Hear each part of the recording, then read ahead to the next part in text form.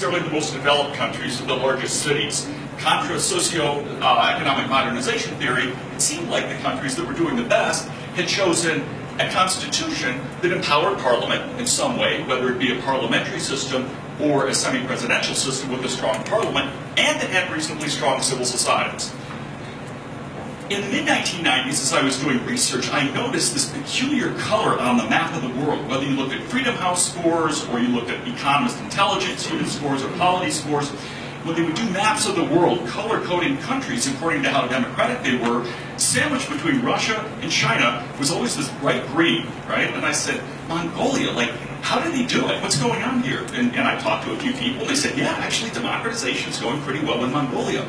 And I'm very interested in democracy in unlikely places or in inhospitable environments. So I said, I've got to go there and take a look at it for myself.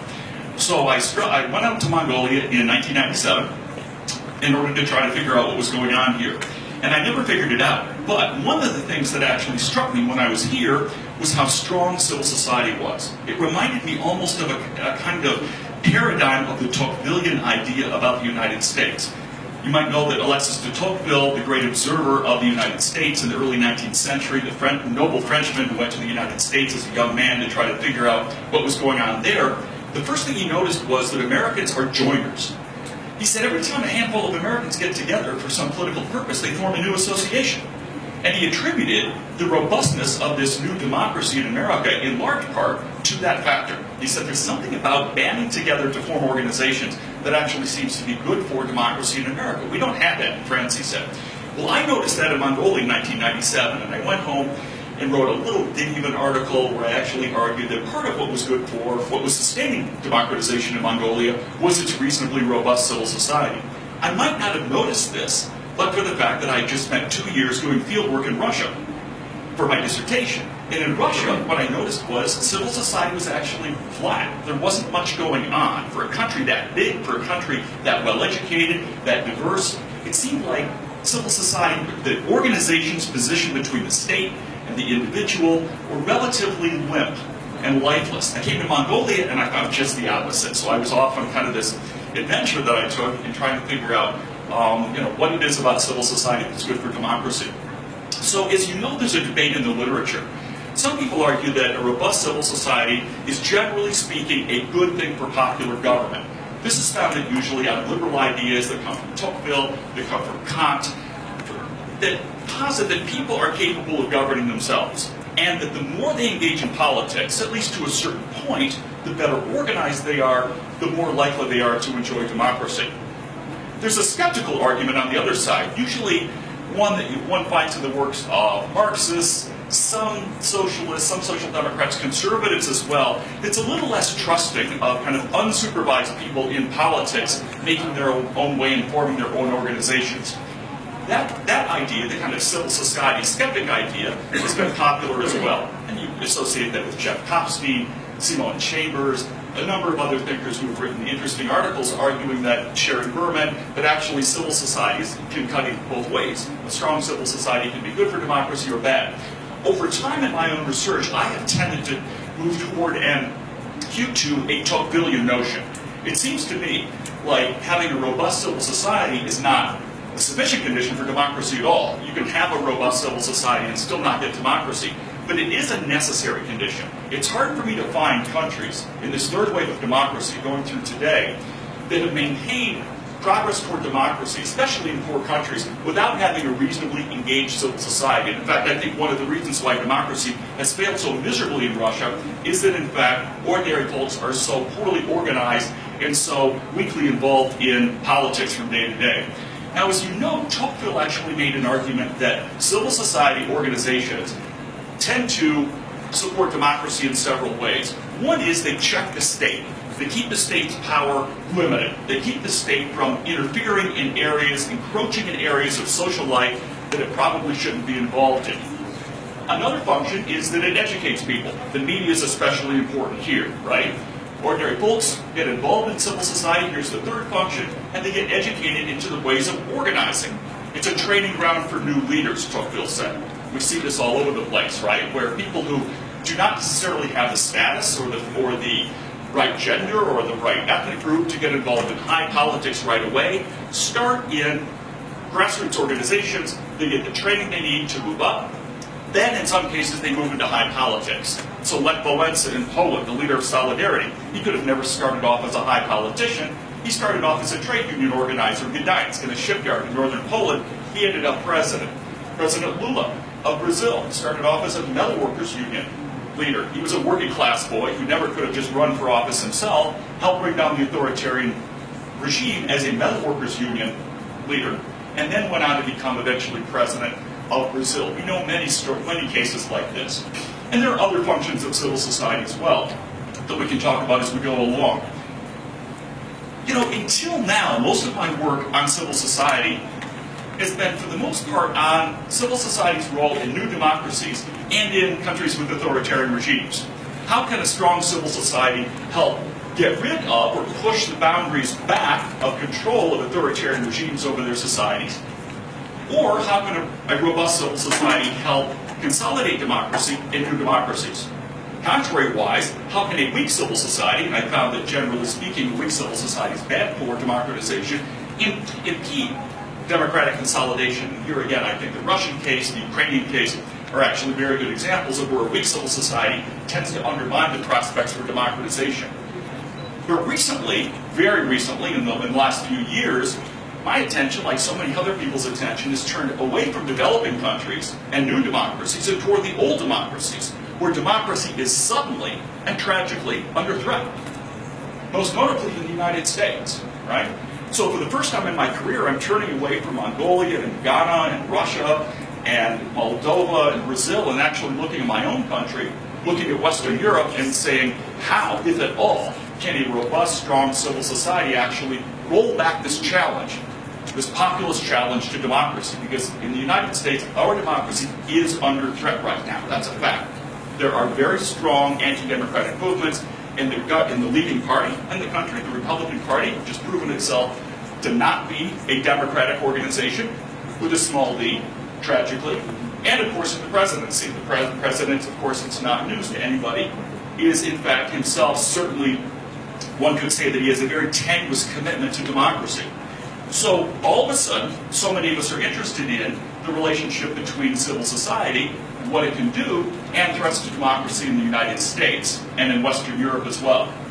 Now, on the one hand, some people who feel that civil society is not necessarily a good thing, that it can cut either ways in its effects, who look at Fox News, an important media outlet in the United States, or the National Rifle Association, which basically run according to corrupt principles and who support candidates and themselves engage in activities that are oftentimes counter to democracy, and say, look, organizations in civil society can be bad for democracy as well. They can be anti-democratic.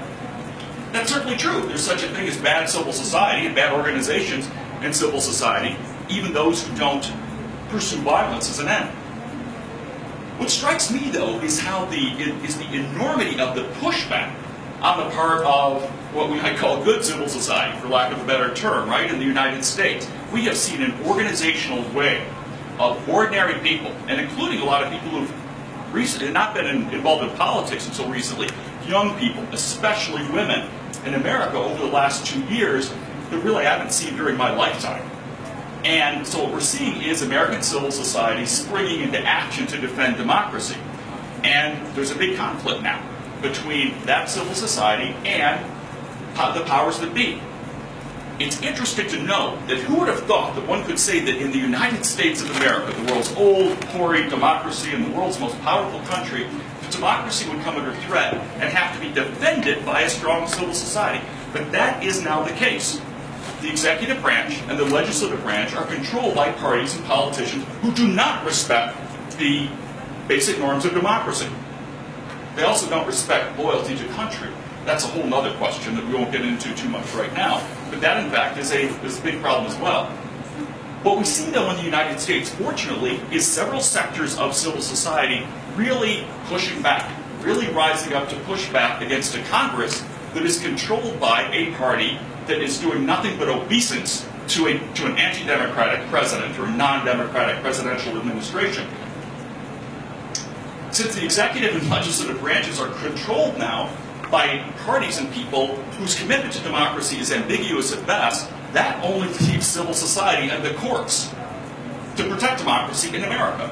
And in fact, they are manning up, to use a gendered term, and actually doing a very good job. The media especially, it's true, you can find media that specialize in making up news and peddling lies and misinformation. But for the most part, American journalists are really rising to the occasion. We really see an enormous output, in fact, of new political sources of information as well. The quality of investigative journalism, investigative reporting, overall, political reporting in the United States, in my opinion, has skyrocketed in recent years. And a lot of young, capable people are going into journalism, people who earlier on would have just wanted to go into business or some other career. They see their country's in danger, they're patriots, and they want to get about the business of pushing back. We also see an enormous inflow of funds and people into civil society organizations that are very explicitly designed to defend civil liberties, open elections, and so on. So the ACLU, in which I carry a card in my pocket, one of the many organizations I belong to, I join these organizations. I don't just say they're good for democracy, I pay dues because I actually think they are. And they are organizing campaigns that are pushing back left and right, just as Tocqueville said that these organizations should do, against encroachments on individual liberty. The ACLU is bringing lawsuit after lawsuit to bear to try to protect migrant workers, to protect voting rights in states where Republican legislators and governors are trying to purge African Americans from the voting rolls, if you can believe that's actually going on in the United States. They're pushing back hard. And in fact, it looks like right now the great guardian of democracy in the United States is its strong civil society. Now, does that guarantee that democracy is going to be safe in America? Of course it doesn't. But what strikes me is that even though, to get back to an earlier point I made, even though a rich dense civil society is not adequate for democracy, it is not a sufficient condition, it is a necessary condition.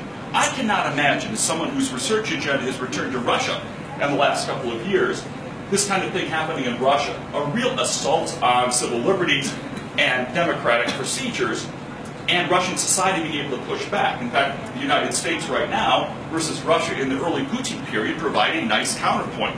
In the early Putin period, when President Putin came to power, Russian society was flat on its back. It was not a dense, rich civil society, so there was very little pushback against President Putin, even though a lot of people did not like him shutting down the media and statizing the media, bringing it under his personal control. Even though a lot of people did not like what he was doing to take away their voting rights and their liberties, they just didn't have the organizations to push back with. Russian civil society was very weak, as it remains.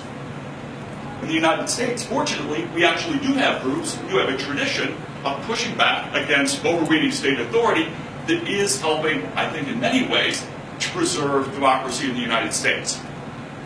So what lesson can we take away from this experience? We're in the thick of things right now. We don't know how anything's going to turn out. The greatest drama in the world, to me as an American, is the fate of democracy in my own country. But obviously the implications for the world are great. I've always thought that having the United States as a kind of bulwark in favor of democracy, and I'm not talking necessarily about promoting democracy all over the world aggressively, I think that's inappropriate in many cases. Russians don't want the United States in there like promoting democracy, and we shouldn't be doing it there. But in countries like Mongolia, with young, potentially vulnerable democracies, or Ghana, or you name the country, right? In the third wave of democracy, it's great to have a strong kind of pro-democratic apparatus of leaders and organizations and funding agencies that actually help fund civil society organizations. Those are now under threat in the United States. This administration wants to defund all those organizations because it doesn't like democracy, much less democracy promotion. It also seems to be in bed with and working for a hostile foreign power. I don't know exactly why President Trump is so enamored with President Putin and so intent on raising his prestige in the world and helping him. Hopefully, eventually we'll find out. But one thing's for sure, the United States is not the lone star for democracy that it was before Trump came back to power. That said, it's still possible, of course, that after this nightmare is over, that the United States will return with a vengeance to being more a kind of, beacon on the hill, as Reagan called it pretentiously, that actually helps kind of anchor democratic movements in the world. Return to Mongolia just for one moment. and other countries with vulnerable, recent fledgling democracies.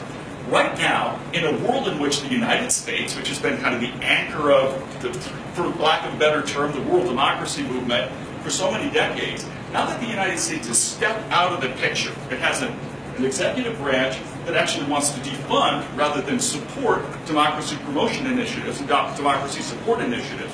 But with the American government siding with dictators around the world, we'll now see what democracy is made of in countries like Mongolia.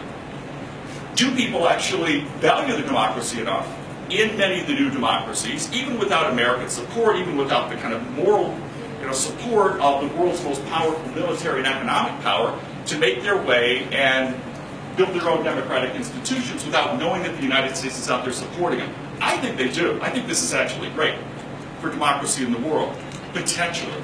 But it is an especially dangerous time. Mongolia, in particular, finds itself, as everybody knows, looking at a map, in a particularly problematic geographical environment. Being sandwiched between Russia and China is not what most people regard as like the most democracy-friendly environment to be in, right?